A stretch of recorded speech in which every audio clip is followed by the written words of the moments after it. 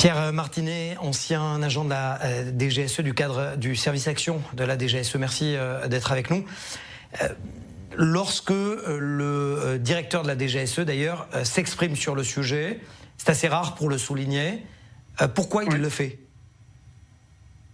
Alors, j'ai pas très bien compris son intervention, qui était assez comment dirais-je, chez nous, on a trouvé assez étrange qu'il n'y ait qu'un axe de danger pour la France. Hein. Il s'est surtout axé sur la Russie et pas sur une menace intérieure qui est problématique pour nous depuis de nombreuses années. Et il s'est bien évidemment il a fait une ouverture sur l'Iran, mais il faut savoir qu'en Iran, je ne sais pas si vous le savez, mais je vais peut-être vous l'apprendre. En Iran, mon service, mon centre, on était en mission régulière en Iran pour mesurer le taux de radioactivité autour des sites que nous avions choisis. C'était dans les années 2000. Alors, ce qui m'amène à dire, c'est que on est attentif à ce qui se passe là-bas, mais comme dans beaucoup de domaines et comme dans le domaine sur lequel je travaille depuis des années, on n'est qu'observateur. Et on le voit progresser au fil. Oui. Avec l'autorisation de Téhéran ou sans l'autorisation de Téhéran ? En clair, est-ce qu'il s'agissait d'une opération clandestine ? Toutes les missions sont clandestines, donc on était là-bas sous fausse identité, en mission très clandestine, pour mesurer avec du matériel démarqué, bien évidemment, et on ramenait des données qui étaient exploitées. Après ça nous regardait pas parce qu'on savait pas exactement comment c'était exploité. Est-ce que ça pourrait expliquer le fait que la France était plus dure que les autres pays lors des premières négociations de l'accord de Vienne en 2015 ? Alors oui, dans les négociations, parfois elles sont plus dures, mais moi je me perçois d'une chose, je me rends compte d'une chose, après toutes ces années, hein, ça fait quand même presque 40 ans que je travaille sur le sujet, c'est que parfois on est ferme, en fonction des gouvernements, on est ferme dans certaines négociations. En revanche, sur le terrain, ça avance. Aujourd'hui, on a loupé le coche de pouvoir stopper définitivement le programme nucléaire de l'État islamique d'Iran. Et aujourd'hui, comme le disait le patron de la DGSE, ça a été retardé de plusieurs mois. Ça veut dire qu'à chaque fois, ce n'est que partie remise.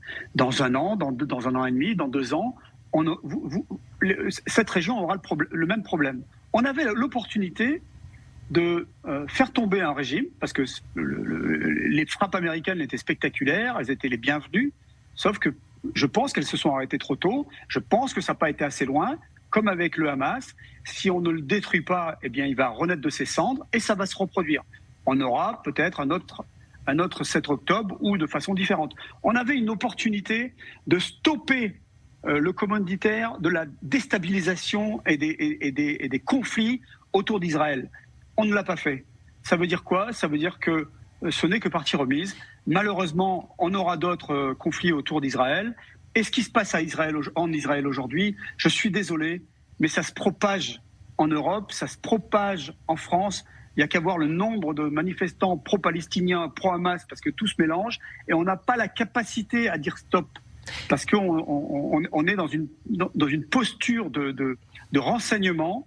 On est dans une posture d'observation, mais on n'est pas dans une posture d'action pour stopper ce programme de nucléaire iranien qui déstabilise tout le Moyen-Orient. C'est exactement ce que j'allais vous poser comme question. Aujourd'hui, les experts israéliens disent, effectivement, confirment ce qu'a dit le chef de la DGSE un petit peu plus tôt.